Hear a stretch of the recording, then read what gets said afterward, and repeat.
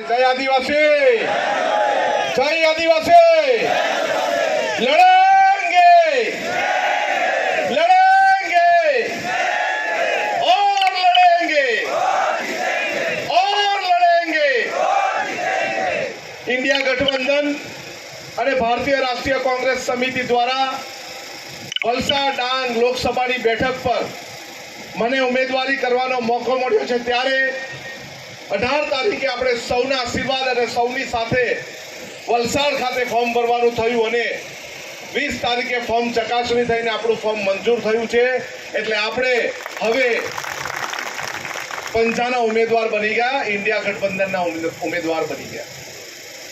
ધરમપુરનું ખૂબ અંતરિયાળ ગામ અને ડુંગરા વચ્ચે વસેલું ગામ મોહનાકા ચાવલી, આ ગામમાં પ્રથમવાર આવવાનું થયું ત્યારે લગભગ 7 જેટલી નદીઓ ક્રોસ કરીને અહીંયા પહોંચ્યા અને અહીંનું વાતાવરણ જોયું। આખું ગામ જ્યાં પ્લાન્ટેશન કરે ડુંગર પર બેઠું હતું અને ફોરેસ્ટના કર્મચારીઓ એમને ગભરાવતા હતા। પહેલી જ વખત આ ગામમાં આવવાનું થયું, પહેલી જ વખત દેવ મુકાસીને મળવાનું થયું, પહેલી જ વખત ગામના લોકોને મળવાનું થયું। પરંતુ જંગલ ખાતાના અધિકારીઓ એમને ડરાવતા હતા, ધમકાવતા હતા, ખીજવાતા હતા અને પ્લાન્ટેશન કરવા માટે, જમીન ખાલી કરવા માટે મજબૂર કરતા હતા। એ સમય કોરોનાનો હતો, છતાં પણ અમે આવીને કીધું આ જમીન અમારી છે, આદિવાસી સમાજની છે, અહીં આદિવાસી સમાજ ખેતી કરશે, તમારે જે ઉખેડવું હોય તો ઉખેડી લો।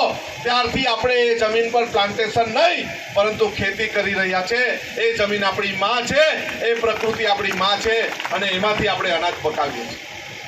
આજે એ જ મોહનાકા ચાવલીની ધરતી પર આપણે પહોંચ્યા છે ત્યારે આપણી વચ્ચે ઉપસ્થિત તાલુકા કોંગ્રેસ સમિતિના પ્રમુખ સુરેશભાઈ, આપણી વચ્ચે ઉપસ્થિત આમ આદમી પાર્ટીના કોઓર્ડિનેટર કમલેશભાઈ, આપણી વચ્ચે ઉપસ્થિત ખૂબ જૂના અને કાર્યકર્તા, 2 વખત 3 વખત તાલુકા પંચાયતના પ્રમુખ બનેલા અને અત્યારે જિલ્લા પંચાયતના વિરોધ પક્ષના નેતા એવા રમેશભાઈ, આપણી વચ્ચે ઉપસ્થિત હર હંમેશા આદિવાસી સમાજની વચ્ચે કામ કરનારા અને રાજકીય રીતે આગળ વધનારા ગુરુજી એવા હસમુખભાઈ, આપણી વચ્ચે ઉપસ્થિત વલસાડ જિલ્લા યુવક કોંગ્રેસના પ્રમુખ મારા બેન એવા કુંજાલીબેન, આપણી વચ્ચે ઉપસ્થિત અપક્ષના તાલુકા પંચાયતના સદસ્ય એવા કલ્પેશભાઈ, આપણી વચ્ચે ઉપસ્થિત ભાસ્કરભાઈ, વાંસદાથી મારી સાથે પધારેલા મિત્રો, પત્રકાર મિત્રો, આગેવાનો, વડીલો અને બહેનો।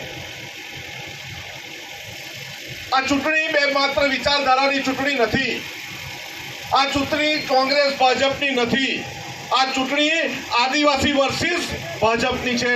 જે ભાજપે આદિવાસી સમાજ પર અત્યાચાર કર્યો છે, જે ભાજપે આદિવાસી સમાજની અસ્મિતા પૂરી કરવાની કોશિશ કરી છે, જે ભાજપે આપણા બાળકોને સારી શાળામાં ભણવાનું મળે એવું કોઈ પણ જાતનું પ્રયોજન કર્યું નથી, જે ભાજપ આદિવાસી સમાજની જળ જંગલ જમીન લૂંટી લેવા માંગે છે, જે ભાજપ આપણો પૈસા એક પૂરો કરી દેવા માંગે છે, જે ભાજપ આપણી જે એટ્રોસિટી એક્ટનું પ્રાવધાન આપણું પૂરું કરી દેવા માંગે છે, એના વિરોધની આદિવાસી સમાજની લડત છે અને આ લડત આપણી છેલ્લી લડત છે।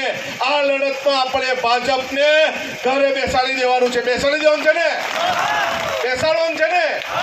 આપણે કશું પણ જોવાનું નથી, આપણે માત્ર ને માત્ર 7 તારીખે કેવી રીતે વધુ ને વધુ મતદાન થાય તે જોવાનું છે। પરંતુ નારંગી ગેંગવાલા 5 તારીખે અને 6 તારીખે તમારી પાસે આવશે, કઈ ને કઈ તમને આપશે, તમે લેવાના છો?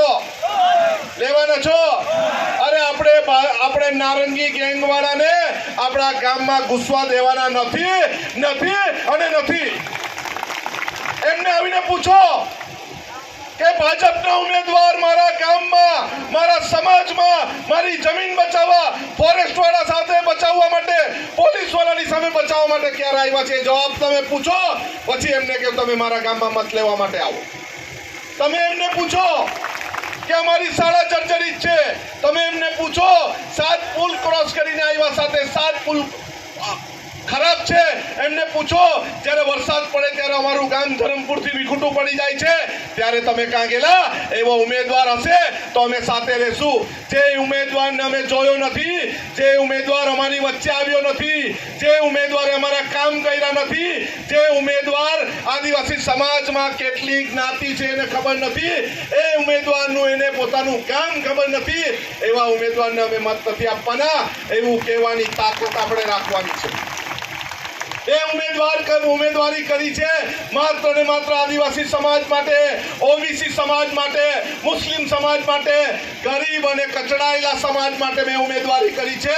મેં ઉમેદવારી કરી છે ખેડૂતોના માટે, મેં ઉમેદવારી કરી છે ખેડૂતોને સારું બિયારણ મળે એના માટે, મેં ઉમેદવારી કરી છે ખેડૂતોને સારું ખાતર મળે, સસ્તું ખાતર મળે એના માટે મેં ઉમેદવારી કરી છે.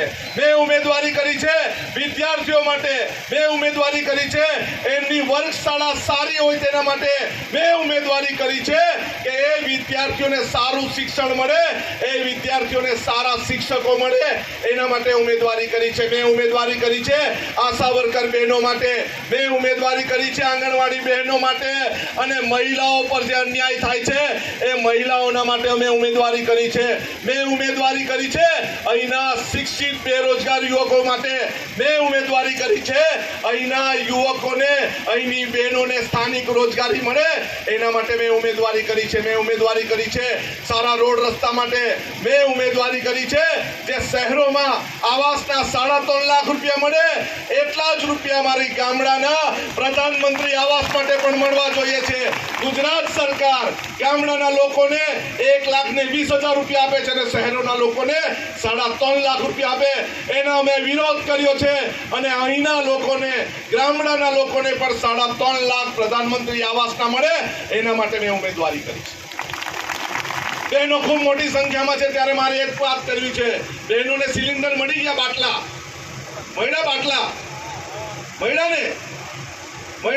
મફત મળ્યા, સસ્તા મળ્યા ને. એને બાટલા આપ્યા ત્યારેનો ભાવ 400 હતો, અત્યારે 1200 ને પાર જાય છે. તો એવાને મત અપાય? કેરોસીન આપ્યું ને તમને? કેરોસીન, અરે બાટલા મફત આપ્યો ને કેરોસીન ચોરી ગયા ને કેરોસીન કંપની વાળાને આપ્યું. આવા ચોર ભાજપ વાળાને આપણે મત આપવાનો નથી. અમારે આગળ પણ જવું છે, વધુ સમય નથી લેતો, પરંતુ એકવાર બંને હાથ ઊંચા કરીને કહેવું, મારો મત પંજાને. બંને હાથ ઊંચા કરીને કહેવું, મારો મત પંજાને, મારો મત આનંદ પટેલને, મારો મત આનંદ પટેલને. સૌને જય જોહાર, જય આદિવાસી.